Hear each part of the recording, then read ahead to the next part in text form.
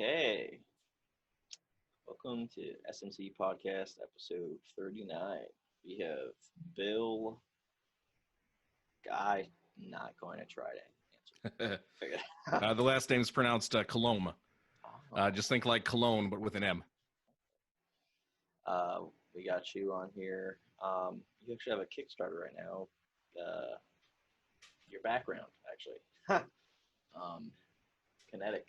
So, can you give like a little insight on what that's about? Yeah, absolutely. So like you said, my Kickstarter is live right now for Kinetic Identities #1.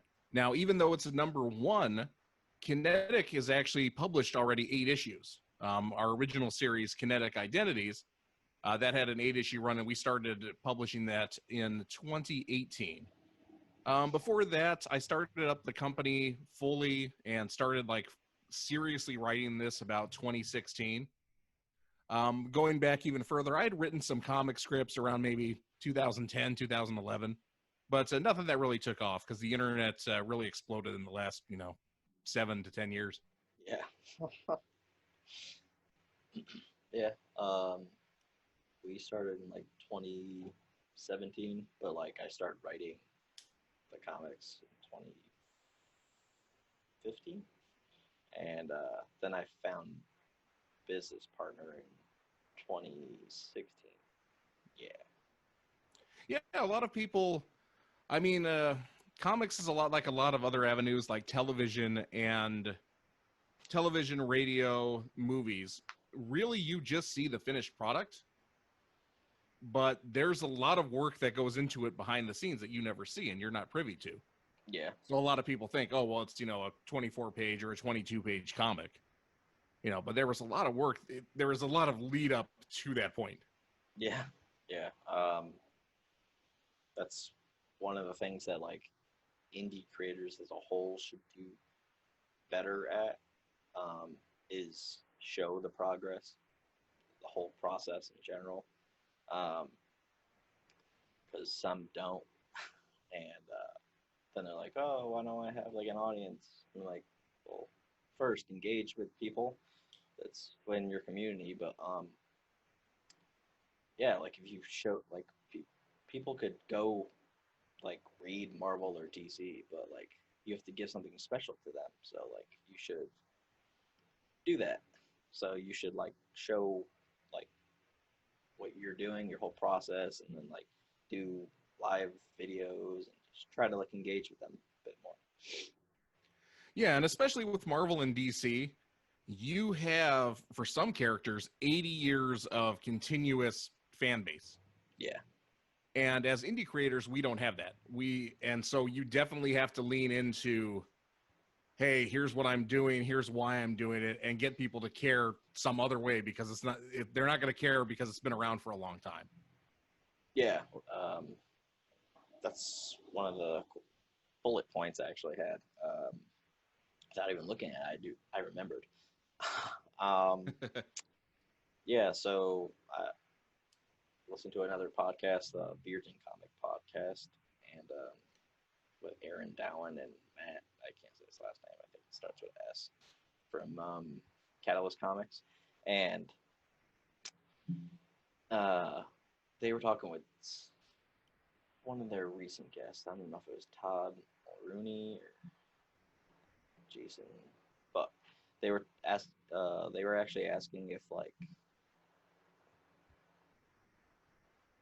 I think they were asking the question about if superhero genre is like basically worn out, or like so hard to get into. Is it like so hard to get into because there's Marvel and DC already? So I think a lot of people who get into comics because of superhero stories. Superhero stories, especially now, they're the most prevalent that are out there. I mean, you can find crime fiction. You can still find, romance stories and some other sci-fi fantasy, but it's predominantly, the predominant genre is superheroes. So I think a lot of people who get into comics are into superheroes. And because of that, a lot of people who say, hey, I'm going to make my own comic, they usually will either start with or kind of gravitate towards that superhero genre. And that in turn, because so many people are familiar with it and so many people are trying to do it too, there's so many superhero artists, so many superhero writers, that it makes the competition to actually go up to the big leagues, to actually get a job at DC, Marvel, or even IDW Dark Horse, one of the smaller guys. It makes that competition even more fierce. Yeah. Actually, somebody actually asked that question on our podcast like a couple episodes ago. Like we took like a huge break from doing this, and yeah, like a few episodes ago they actually like said that because our like main thing that's actually on Kickstarter right now is like it's superhero based, and but I also introduced like other genres like later on. So right now it starts at like a superhero, like it builds our universe out to be like superhero, but it's not all superhero. There's gonna be like horror and everything else. And I was like, yeah, this is just a way to like get people in the door, basically. Yeah. And now I'm gonna totally steer this another direction. So you guys are building it up as one universe, that there's going to be different genres, like there'll be a horror tale that's told in your universe, there'll be superhero tales in your universe and stuff like that. Yeah. So like most of the story is about like the whole conspiracy thing, fire that starts everything. But that's the first issue. I can't wait to like release that. But there's like a serial killer character that I actually like can't wait to like put out into the public. Not a real serial killer, but Yeah, your fictional crime thriller. Yeah, and I just like writing villains more. I think it's more fun. So when I was like, I actually like wrote a solo series for that guy, and it won't be out for like a while, but like that also connects to our like video game that connects to our whole universe or whatever. So it's insane. Nice. Yeah, when I finished Kinetic Volume 1, I went on the road and I was selling the books, just going around selling them. But at the same time, I was cognizant about, hey, what am I doing next? And for me, because I did the superhero genre, I was like, man, I'm going to do something totally different. And I decided to do this. It was like an all-ages time travel adventure book called Time Nomad. And I was really excited for it. And we ended up launching on Kickstarter, I think back in March of last year, March of 2018. And it absolutely flopped. Oh. I raised, I think I was trying to raise $3,500 and I raised less than 500 out of everything. But it was interesting because I had a lot of people who reached out to me and said, hey, I'm not really interested in this new book that you're doing, but when you do more Kinetic, let me know. And that kind of made me think that maybe I have something special with this, and maybe instead of just going and trying something totally different, maybe I should actually stick with something that's a winning formula. Yeah. And not that there's anything wrong with doing something different, but I just think, and I see a lot of independent creators do this, where they have their universe, they might have their one main title that they're doing, and then subsequent releases are going to be like spin-offs or tie-ins or something that's a little different, but in that same universe. That way a reader is going to actually know, hey, this is the same universe. This is what's going on. Yeah. And I think that's a more savvy way than to do what I did, which was just say, all right, Kinetic's done. Here's this brand new thing. Yeah, it's like people say to like try to stay in your lane or your niche, or genre.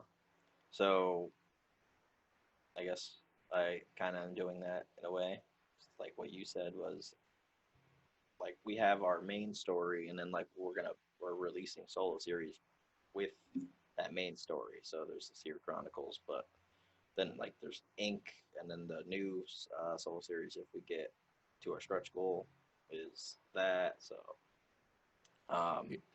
yeah, there's like that's how we're releasing things in a way. So like everyone can read the main story, but like there's these over here too. Yeah, there's something to be said for, staying in your lane and sticking with the genre that you know. But I'm sure you know just as well as I do, as creators, there's so many times like a new idea or a little scene will pop into your head. And then just the other day that happened to me where I know I cannot make it work as a comic book. I'm like, the seed for this, there's no like great imagery for it, but I'm like, man, this will make a great novel. So I'm like, okay, and I just went down and I wrote the scene down all in prose, just all freehand. I grabbed a notebook and a pen and just started writing. And I really liked the scene, but at the same time, I understand that, I get paid for the comic books. So it's nice to have something on the side. That way I could say, okay, I'm going to work on the comics. And then if I get burnt out or I say, I don't feel like working on this day, then I say, okay, I'm going to work on something else. Yeah. And that's how I usually just kind of manage my workload. Yeah. I've been trying to write like a book that has nothing to do with like, comics at all. It's like a non-fiction or fiction. I can't think of it right now. Non-fiction. Yeah, still not. It's foggy up here. And while I'm like writing it, I stopped writing for a while, like writing that book because like I don't know like the direction it's supposed to be going. It's supposed to be like the journey of us forming our business and like the things we've learned along the way. But I'm only like 29, so like I didn't learn like a ton yet. So it's more like imposter syndrome of think like who am I to release this book? Yeah.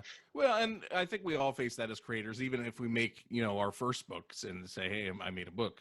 Yeah. It's tough for us to say, hey, I'm a writer. Yeah. Because we kind of feel like, hey, well, I stuck my way in here and yeah, I've got a book I made. I remember the first couple shows I did and I was like, hey, I made a book. It doesn't suck, right? But no, and I definitely think for that, for something nonfiction, I actually think there is a market for that because I go to conventions. Well, when conventions were still a thing, I would go to conventions and all the time I get fellow creators who come in and would say, hey, what advice do you have? What this? And I really just want to have something that I could be like, well, I've got great advice. It's right here in this book. Yeah. Yeah, it's like about social media and all this other stuff that like we follow so much. But especially what I think for you, what you'll find is you're compiling this information, like because this probably won't be released within the next, I don't know, maybe 6 months. I don't know how much work you've done on this. Maybe it could be ready to be released tomorrow. But I'm assuming that hey, you got kind of an idea. Maybe some chapters are going on in this book. But the nice thing is, as you compile more, as you get more time in the game and get more time doing it, you'll have more and more experiences to back up and more things that you can say, oh yeah. And also if you notice, if this happens, you might want to look out for this. Yeah. Just little things like that. There's so much stuff that you learn. Being a comics creator is kind of a trial by fire. Yeah. Because you make a book, there's so much I learned from doing that first book. And then you get to the second one and you can say, okay, I know that the art has to be a certain template. And we did the wrong template the first one. So it's like, okay, now we can fix it. Yeah. Learned a lot from the first book because so Seer Chronicles issue 1 like came out last year on Kickstarter, but it was like nothing like yeah. Yeah, it's not really anything like how it is now. Like the script wasn't completely edited. Like it was like down to like storyboard form, which that's like I'm better at writing plots, and then Dylan comes in and edits it, and he shrinks it down to like what it should be. I am good at writing. I'll actually be cocky about that. Like I I've had enough people say, "Oh, you're like really good at writing." I'm like, "Oh, thanks."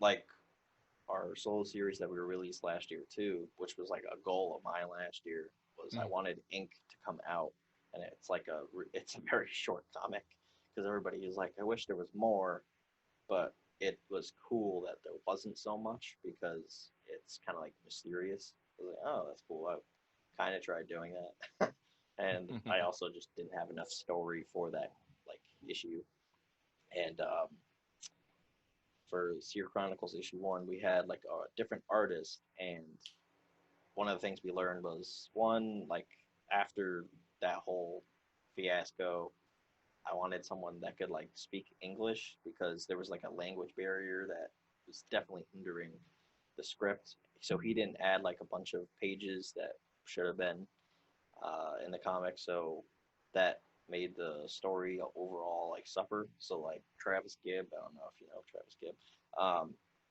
When Yeah, I know Travis. yeah, so when he was reading it, he like messaged me, and then I was like, yeah, I've been thinking of like remastering it, but like I don't know if I should do it earlier rather than later. And then he was saying, oh, you should probably do it like earlier. And I was like, oh, okay. So that's why I'm doing it now, and I'm putting that like remastered version out with issue 2, which issue 1 is like way longer than it used to be. It's like near 40 pages. Yeah, I think. Well, and one of the most given advice that I think is given out to people who are say, hey, what advice can you give to an aspiring creator? I always say, start small, and I've heard that from a ton of people. It's funny because I think it's one of the most given pieces of advice, but I also think that it's one of the most pieces of advice that's ignored because everybody wants to write that 350-page epic graphic novel. They want their Spawn. Yeah. But it's a lot easier, and I don't know if we're going to get into like actual advice for people starting out, but it's a lot easier to finish a book that is 2 pages, 4 pages, even a single issue is astronomically easier to finish than trying to finish a 8-issue series, a 24-issue series, a 100-issue series. Yeah. Actually, the Seer Chronicles is when it was originally written, I wrote it in like a story format, so I was like over 1,200 pages, and we're releasing it like per issue because I want the story out, and it's the main story. So like if that wasn't out, then like I would have nothing really until it's all out. So Yeah. One thing that I did with Kinetic was that first issue is kind of almost a standalone issue. Like you can read it all by itself. But when we started I wanted to make sure that, okay, enough people kind of liked it and it was actually seen. And I was like, okay, before we can make this viable. And then we started getting into like the full production for it. yeah, it's awesome. Yeah, like I could have went with just doing the graphic novel, and slowly like working on that over time, and then like just releasing the solo series. But then like it would still connect because all of those solo series connect back into that story. Everything connects back into that. But I wanted the story out. Plus, the video game that's coming out this year wouldn't even happen because that idea probably wouldn't even happen because the Seer Chronicles wouldn't have been like out, and we wouldn't be thinking of like those ideas for it because it would be like on the back burner in a way. Yeah. Oh, and that's nice that you guys are getting an actual game out of it too. That's crazy. Yeah. That started with like we just wanted like we have like a few guidelines like continuity that Marvel does not follow. So there's like a multiverse for them. Like, oh, if Peter Parker dies, there's Miles. Like, no, we're not gonna do that. If a character in our story dies, they die, and that's it. there's not going to be another version of them. It's not how it is. And on top of that, we wanted all the streets, like if you were to like drive down a certain street, you would be on Elm Street or whatever street the police officers chasing you down or whatever. And then that gave us the idea of getting a map. So then we just used Google Maps and we drew squares, and that looked crap. So then I got my friend Scott to make a 3D map for us. And while he was doing that, he was doing it in Unity. So he like, we were like, oh wait, that's video game software. Can we just make a video game? And he's like, oh yeah. And I was like, okay. So yeah, that's what started all that. Nice, man. Yeah. Yeah, that's something really cool that you can have and just at the end of the day say that you did. Yeah, because since like high school, I wanted to make a video game. So it's not the same video game idea, but it's still a video game. So that's awesome. Yeah, like how many Kickstarters have you done over time? This Kickstarter running currently is my third. Originally, I ran my first one was the Failed Time Nomad that we talked about briefly. And then back in December of 2019, I did October, November of 2019, I did Kinetic Volume 1 for a trade paperback for that.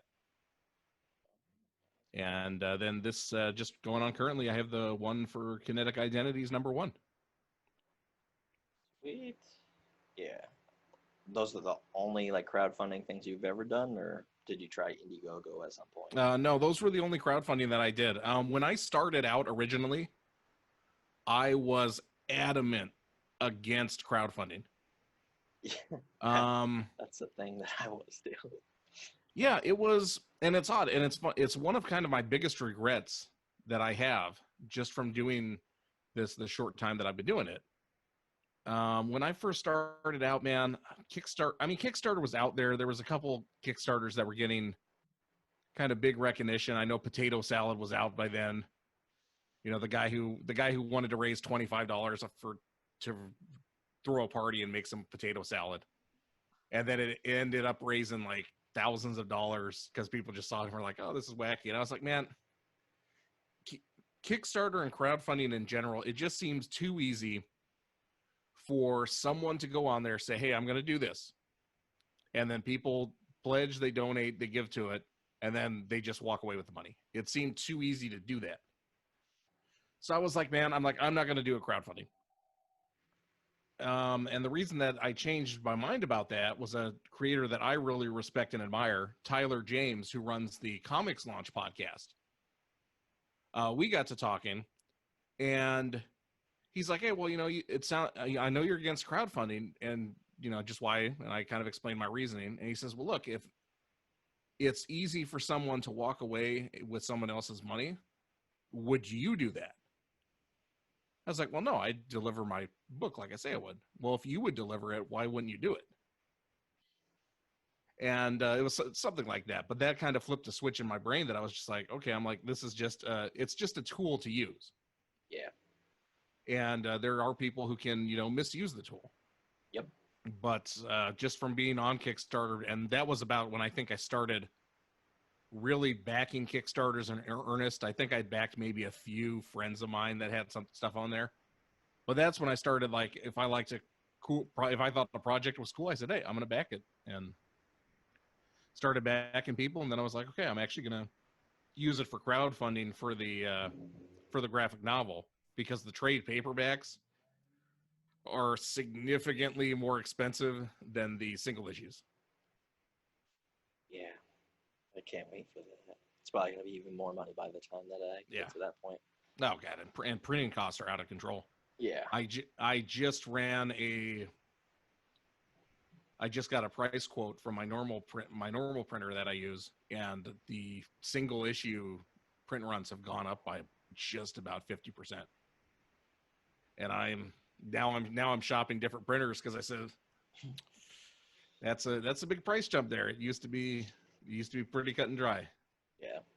Yeah. I priced like a couple different ones because like people people think, oh, you're like just asking for money from people for Kickstarter or whatever. And I was like, there's a lot more work that goes into it there, bud.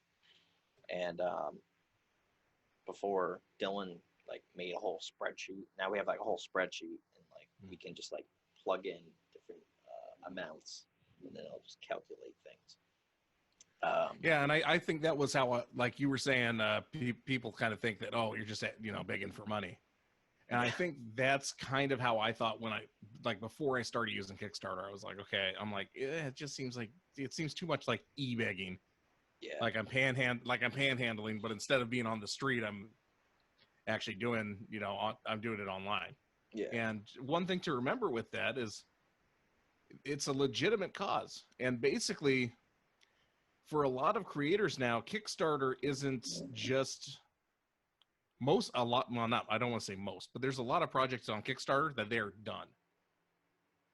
But the Kickstarter community is apt to back stuff. So a lot of times, Kickstarter's just an additional revenue stream.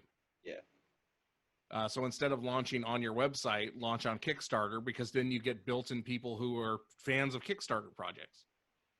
Same with, well, I'm still on the fence about this, but I think once my Kickstarter is over, I'm going to put it up on Indiegogo as well. Yeah. Just because there's people on Indiegogo who aren't on. Yeah. Who aren't on Kickstarter. And I'm sorry, I just spoke over you. Oh, that's fine. Everybody does. Voice is so low.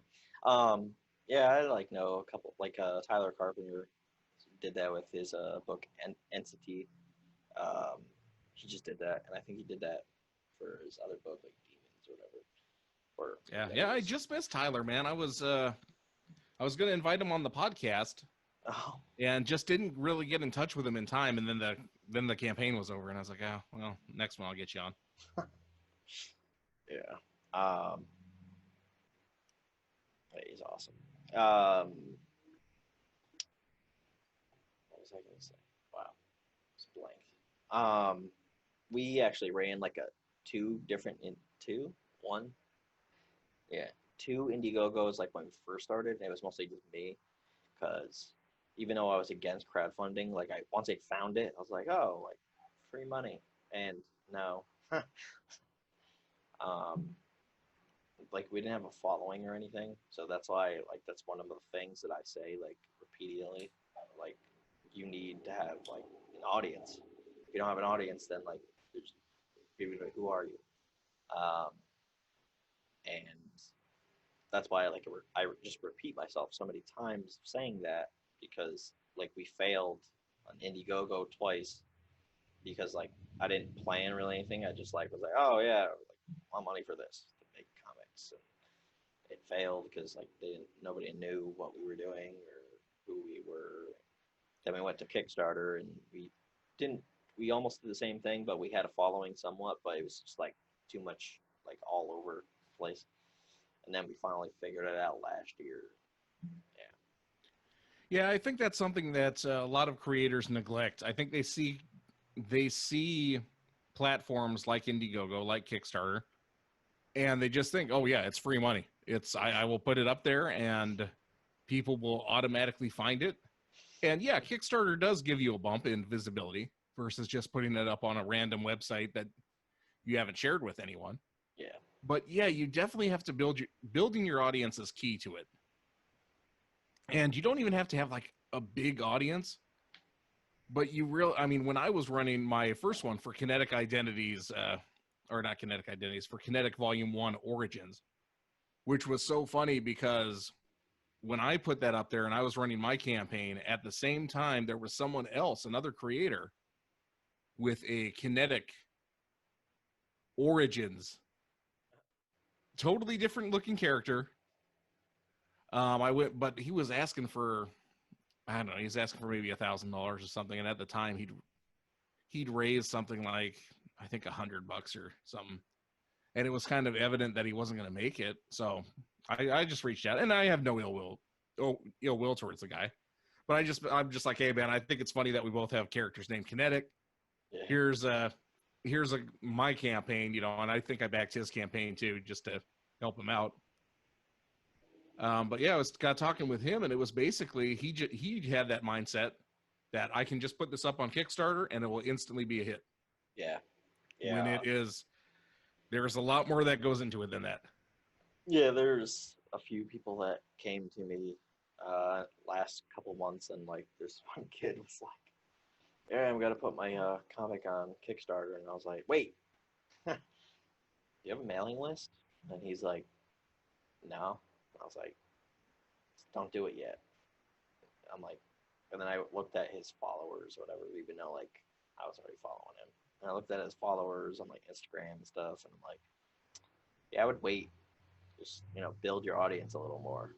You don't need like you said, like you don't need like a huge audience, but you like to be really successful in whatever you're doing, you need 1,000 true fans. Like that's the thing that most like or all creators should try to shoot for. Is all you have to do is get those like super fans, because if you can sell something for like $100 to each one of them, that's all you basically need. You don't need like 10 million people to follow you. That's something that I'm realizing in this campaign that I'm running.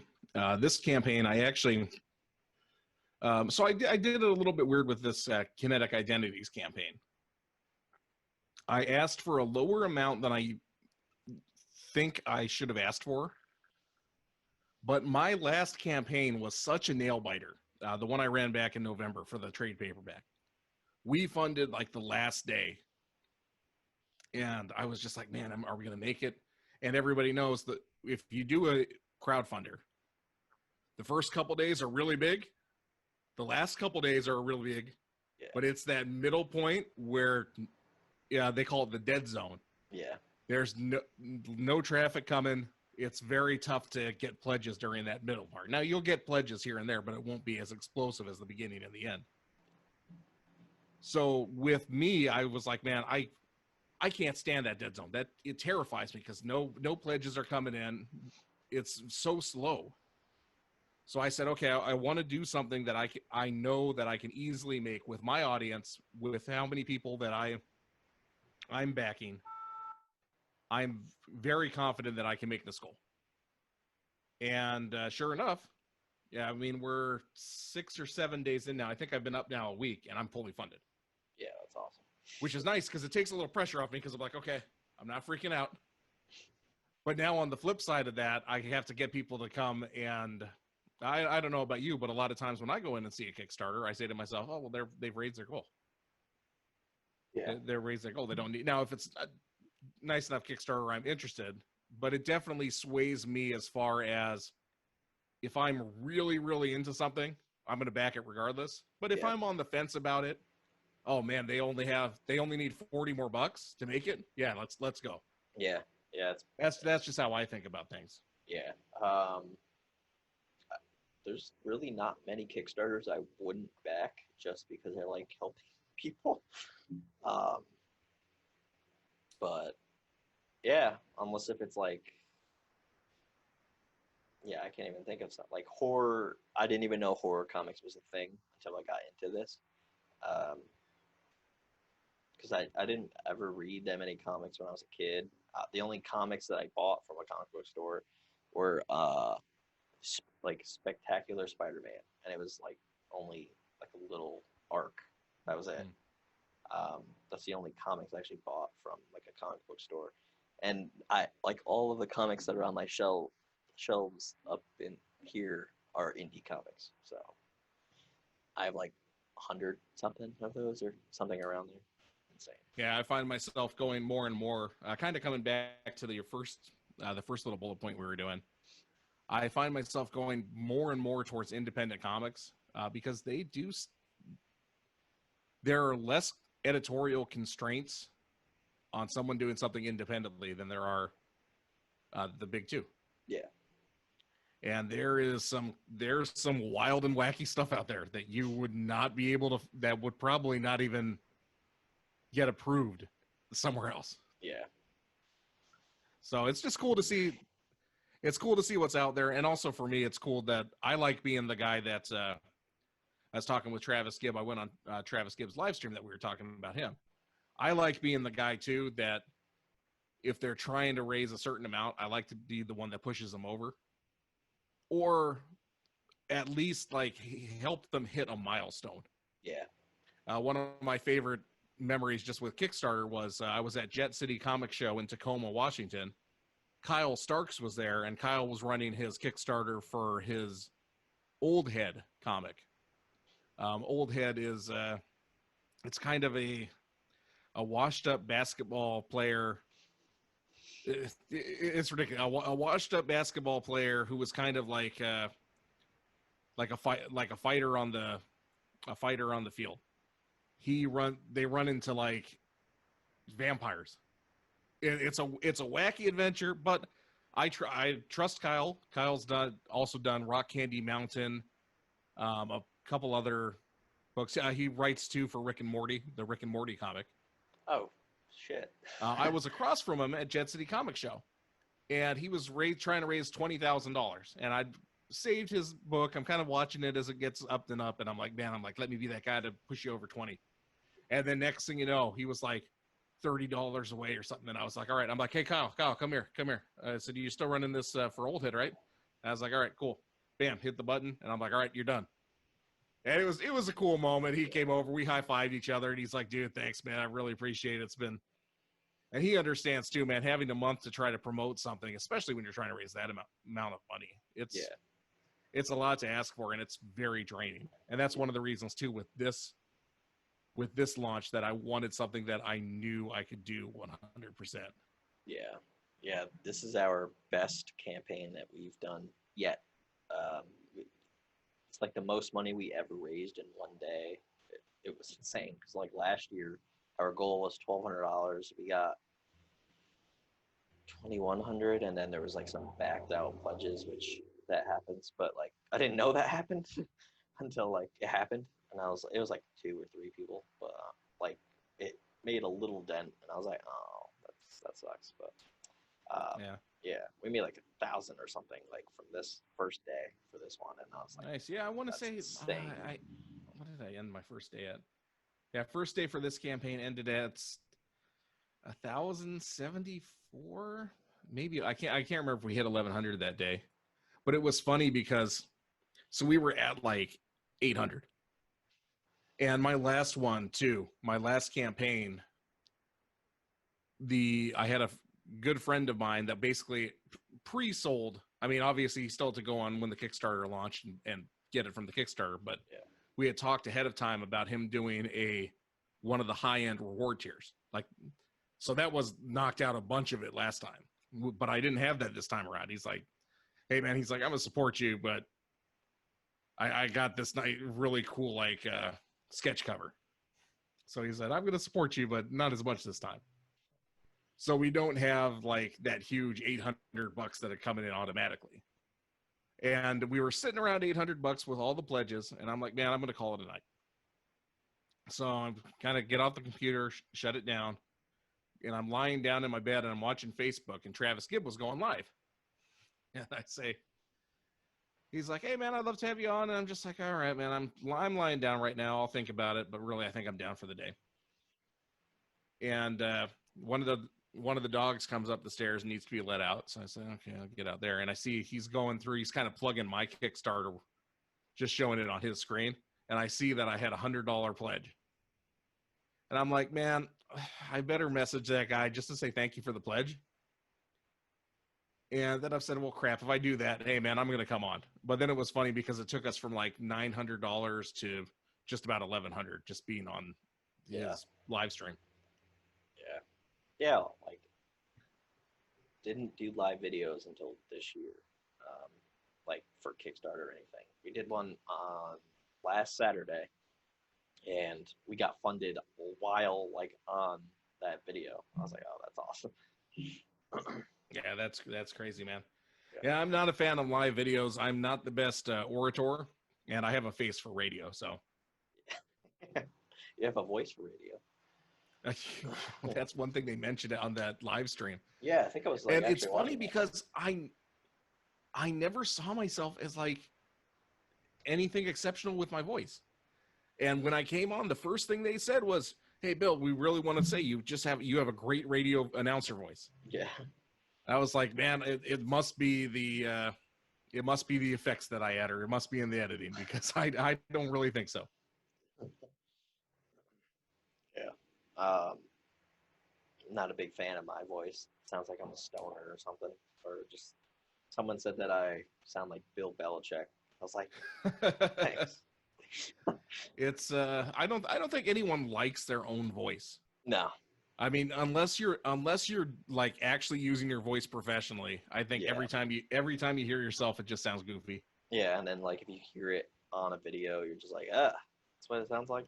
But yeah, there's like a whole trick in your mind of like, oh, that like you don't really like your voice because there's like something like you're hearing a different thing that other people are hearing. So Yeah.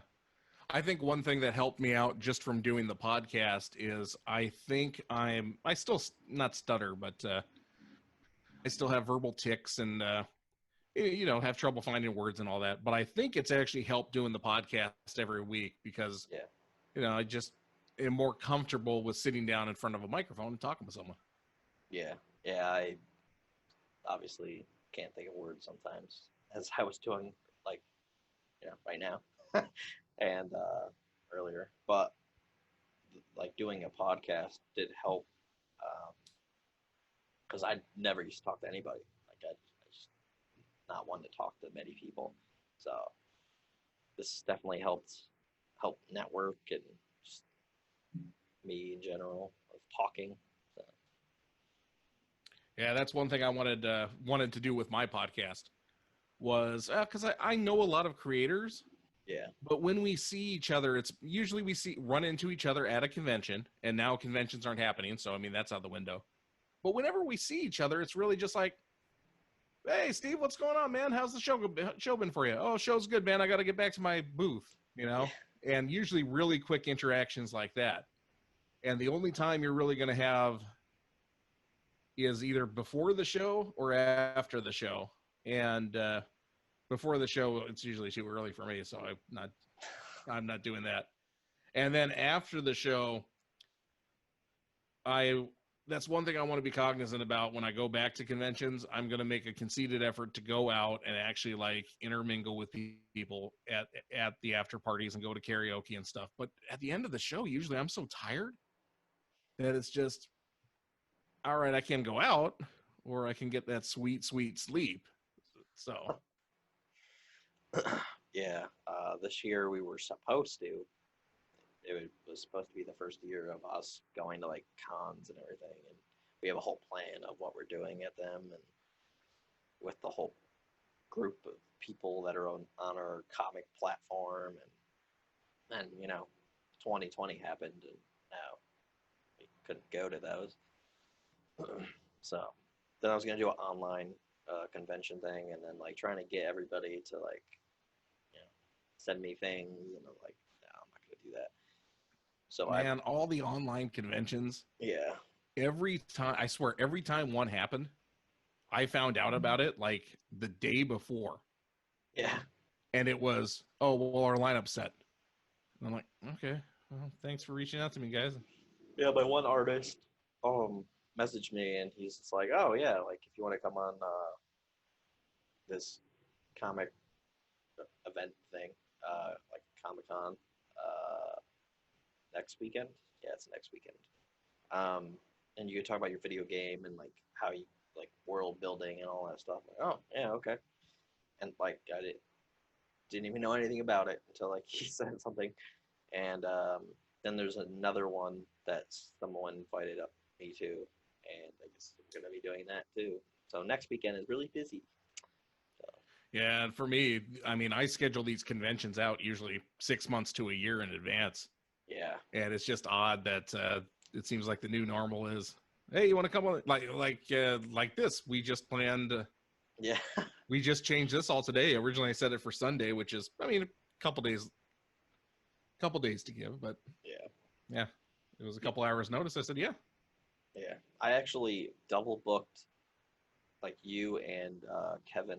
I can't say his last name on Sunday, and I was like, oh well, if he's available today.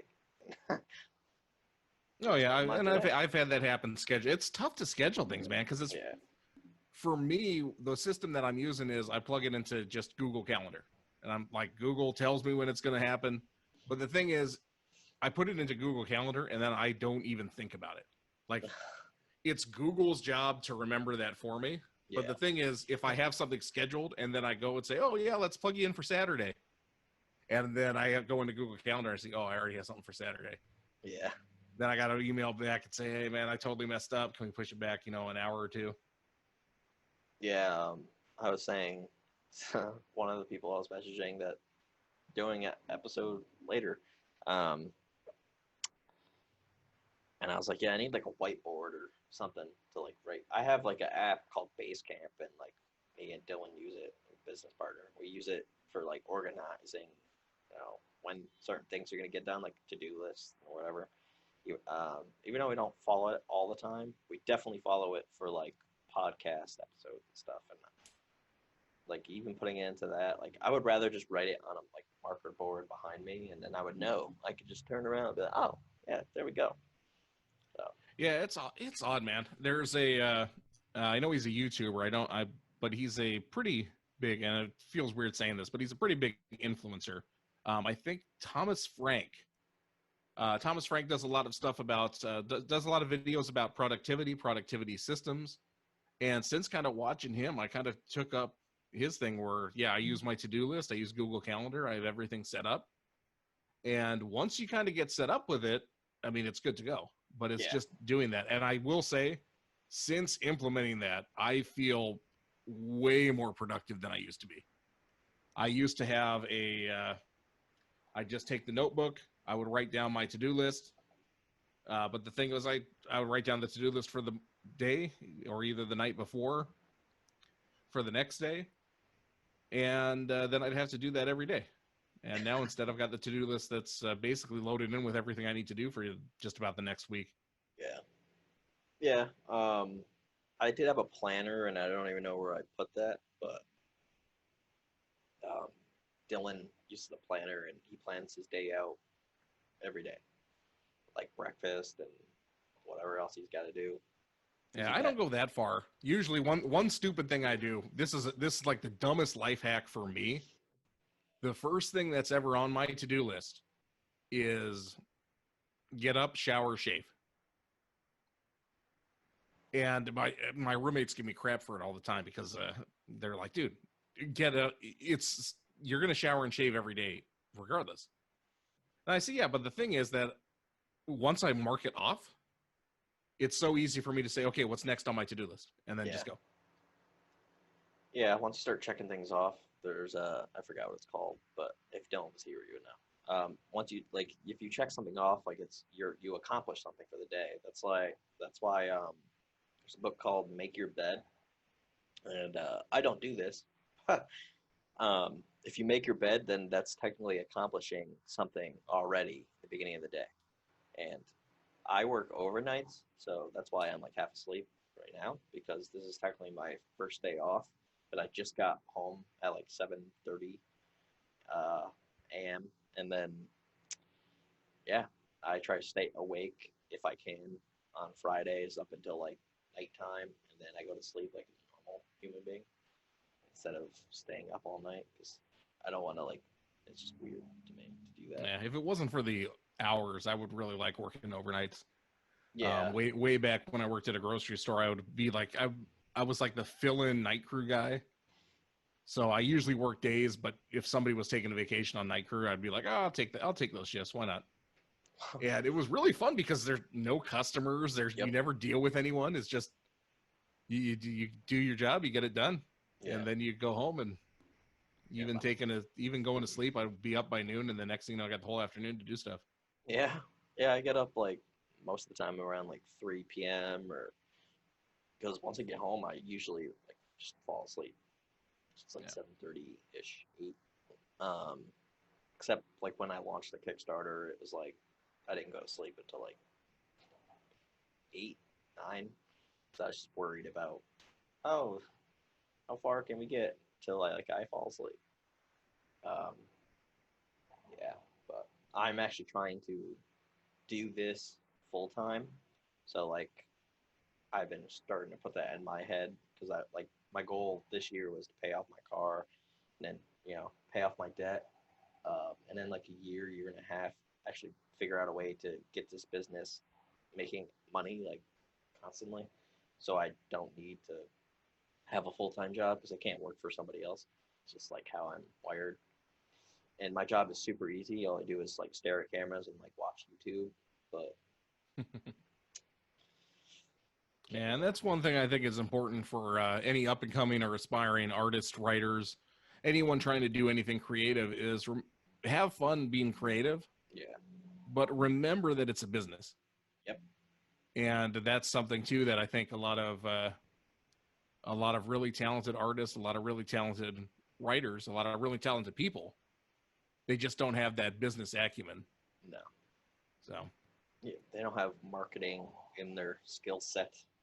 A lot of independents don't, and then like try to like poke them to be like, hey, do this, and they're like, yeah, nah. you don't have to be a master marketer, but I mean at least take like marketing 101 or Yeah, it's like read a Google article about it, a couple articles. yeah, like I don't know how many books you have to read to become like a master or whatever, like about that certain niche or whatever. I've read enough books that I know marketing. I know what you should do, social media, because me and Dylan both follow like Gary Vaynerchuk. I don't know if you ever heard of him. Like to a T. So social media is like a huge thing for our business. Mhm. Like we try to help everybody that's on our platform with that didn't know how to do that really in the beginning. So some have followed with that, so they share more on Instagram and whatever else. Like that's the one thing that I can't understand, that people that are artists and they're not on Instagram. It's kind of like it's visual, so like put your art on there. That's all you gotta do. And then people are like, oh, this looks cool. That's funny because of Facebook, of the social medias, Instagram's the one that I'm probably on the least. Yeah. It's I'm very active on Twitter. I'm pretty active on Facebook, but it's Instagram that just I got to post up this and the picture has to be this. It I doesn't don't know. though. It's the one Like, that I have the most trouble with. yeah, I get it, but like once I started posting like constantly, then I'm just like, oh yeah, this is pretty easy, because like nobody's expecting you to be like, oh, like you're a master photographer. Where's all those selfies and oh, your art's amazing like all the time. You like just just progress every day, and then like they'll like grow your audience, and it's easy. Well, it's not easy, but just gotta start and do it. Most people don't. So I think that's something too. Is that it's very easy to say you're going to start, but it's a lot harder to actually start. yeah, But usually starting, at least for me, is the hardest thing. yeah. Like one thing I keep doing, like being an asshole to myself, is like I want to lose enough weight that I'm not fat to myself. um, and I did keto like in March. Yeah, March to May or June, and then I like stopped because after a while it's just expensive and annoying, and it's better to do it with somebody else. And my girlfriend, she didn't like most of the food that I was making that had to deal with that, so, and she didn't need to lose weight, but I did, and it's better to have somebody doing it with you. But I just stopped doing it, and I started falling off like the horse of trying to lose weight. So I have to get back on doing that, but I'm just not gonna do keto. Yeah, I'm the same way, man. I don't want to look at my I don't want to look at this last year and the New Year's resolution of I'll lose a couple pounds and say, yeah, we'll worry about that next year. Yeah, like stop eating fast food. I say that like to myself, even though like I ate like McDonald's or something. I used to hate McDonald's, but it's like near my job before I like turn the corner. So I'm saying, I didn't Jeez. eat. Yeah, it's convenient. Yeah.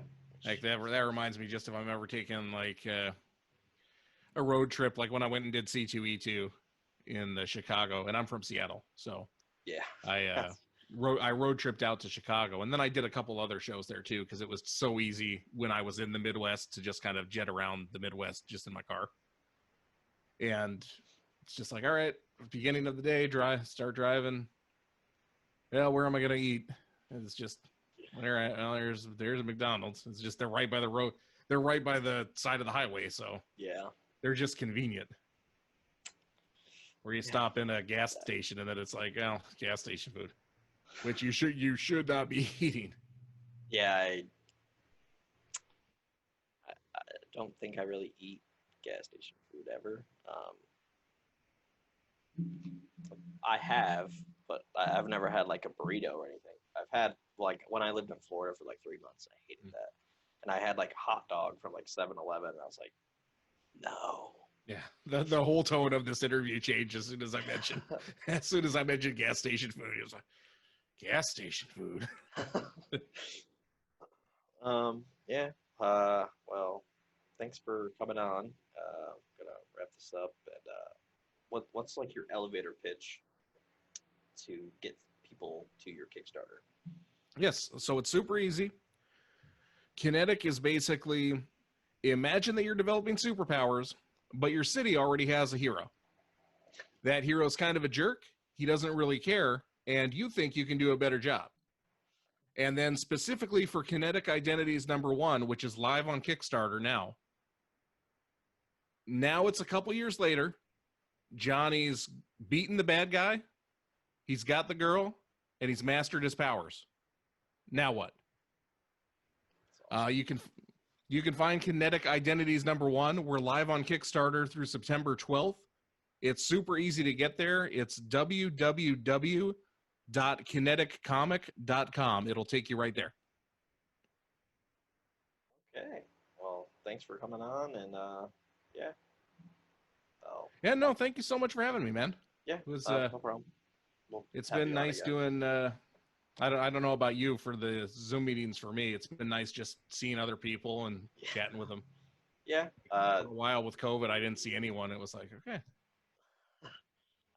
We used to use Google Hangouts for, recording stuff, and it was like super glitchy with the video and everything. Like, they're very bad at like just video chats because it's not made for like long form videos or anything, and that's what we used to do with our podcast. So this is like a step up because I bought Zoom like monthly, so this is way better than before. And then we had to use like OBS to like record the Hangouts, and that was annoying. So yeah, when I started, I was using Skype, but Skype, and it didn't happen that often. But the one time it did, it like lost an interview. Yeah, that's what. So because of that, I started using Zoom, and I haven't had any issue with Zoom except for every now and then there'll be some static or like you'll talk, but I can't see you moving. Oh, but yeah. That pops up every now and then. But I mean, it seems more stable than Skype. But I still keep Skype because there's some people who are just they won't use Zoom. Yeah. Because of the whatever. Well, I don't even know what it was. It was like the Zoom security breach or what have you. Yeah, I didn't. Like I don't know exactly what happened, but the thing is that I'm just like, dude, we're not discussing like military secrets. Like we're talking about comics, man. Yeah. It's okay. We're kind of like not against it because we've been on there like for some people, but like we just don't use Skype. I think it's garbage. Sponsored by Skype.